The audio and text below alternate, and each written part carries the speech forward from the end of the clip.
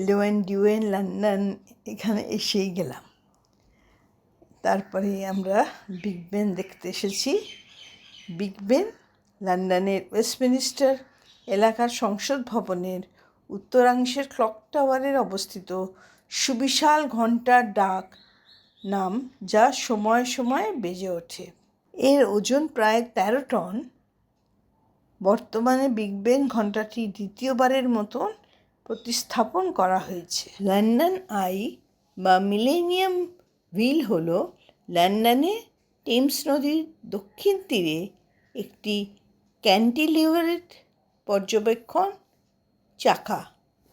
এটি ইউরোপের সবচেয়ে লম্বা ক্যান্টিলিভার্ড পর্যবেক্ষণ চাকা, যেখানে বছরে 3 মিলিয়নেরও বেশি দর্শক আসে।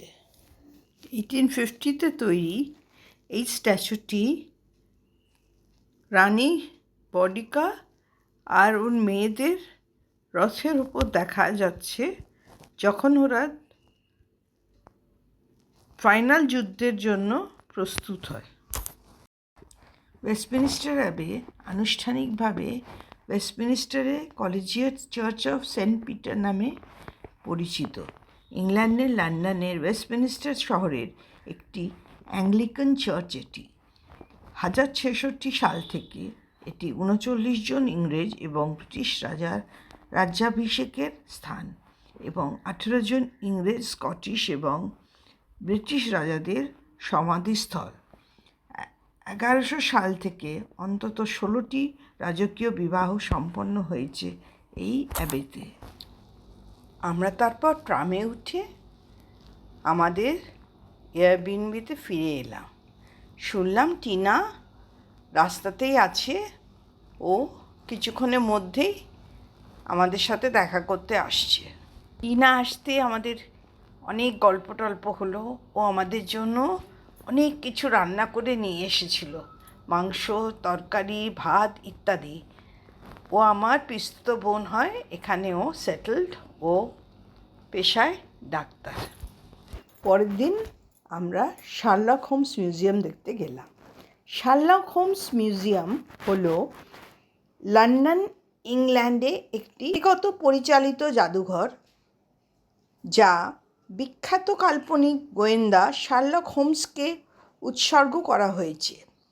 এটি বিশ্বের প্রথম জাদুঘর যা সাহিত্যিক চরিত্র শার্লক হোমসকে উৎসর্গ করা হয়েছে।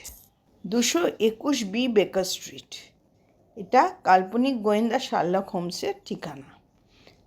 টিকিট কেটে আমি ভেতরে ঢুকলাম এবং ওপরে উঠে গেলাম সিঁড়ি বেয়ে। ওটা কাঠের সিঁড়ি ছিল এবং সেখানে তার গোয়েন্দার সামগ্রী সব রাখা ছিল। অবাক বিস্ময়ে সব দেখতে লাগলাম।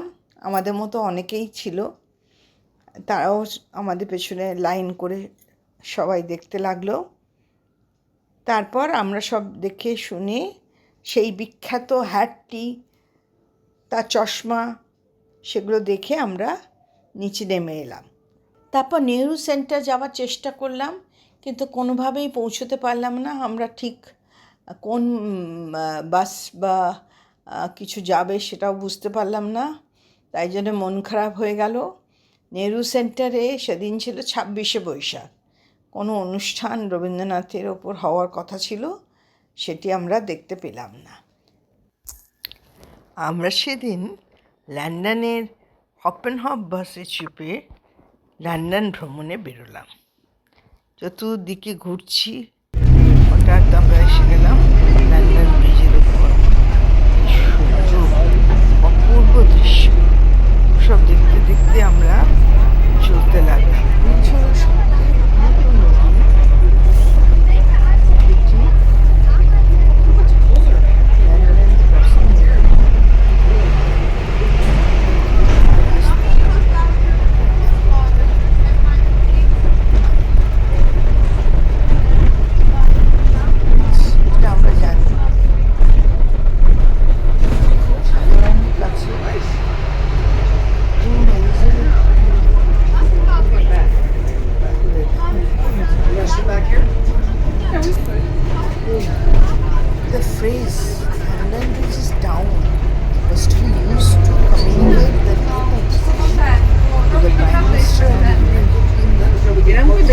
personnel, setting the plan into motion. আমরা ব্রিজ দিয়ে গেলাম অনেকবার, বিগ বেন দেখলাম, ওয়েস্টমিনিস্টার অ্যাবে দিয়ে, থেমস নদী দিয়ে। ভাইপো আর মঞ্জি তারা লন্ডনে সেটেলড এবং কাজ করে। ভাইপোর সাথে প্রায় 7-8 বছর পর দেখা।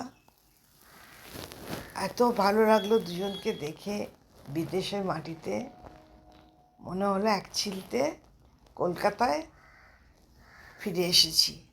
আর সত্যি লন্ডন অনেকটা কলকাতার মতোই, অনেকটা ভীষণই ভালো লাগছিল এখানে।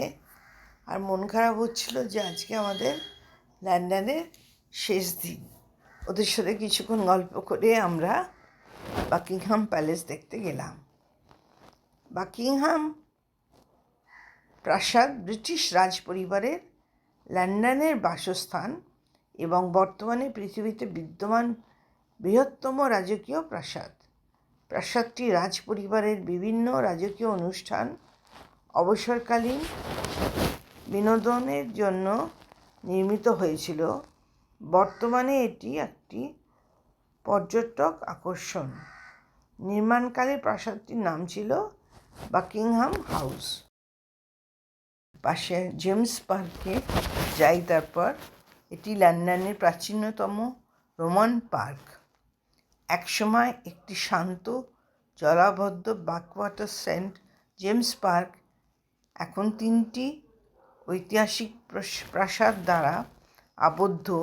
ওয়েস্টমিনিস্টারের প্রাচীন প্রাসাদ এবং সংসদের ঘর সেই জেমস প্রাসাদ এবং রাজার বাসভবন বাকিংহাম প্যালেস। আমরা জেমস পার্ক থেকে বেরিয়ে একটা ক্যাফেতে বসে পেস্ট্রি, কফি ইত্যাদি খাই। কিছুক্ষণ সেখানে সময় কাটিয়ে আমরা টিউবের উদ্দেশ্যে রওনা হই। ওখানে কাছেই মেট্রো লাইন ছিল। আমরা ওখানে উঠি। আমাকে শিলা রুমনি খুবই আগলে রাখছিল। তাদের সাথে এইখানে কিছুক্ষণ সময় কাটাতে পেরে আমাদের ভীষণ আনন্দ হলো। আমরা তখন মেট্রো করে আমাদের যেখানে ছিলাম এয়ারবিএনবিতে রওনা হই। সেখানে ফিরে যাই। পরের দিন লন্ডন থেকে আমরা মুম্বাইয়ের ফ্লাইট ধরে রওনা হই এবং কলকাতায় ফিরে আসি।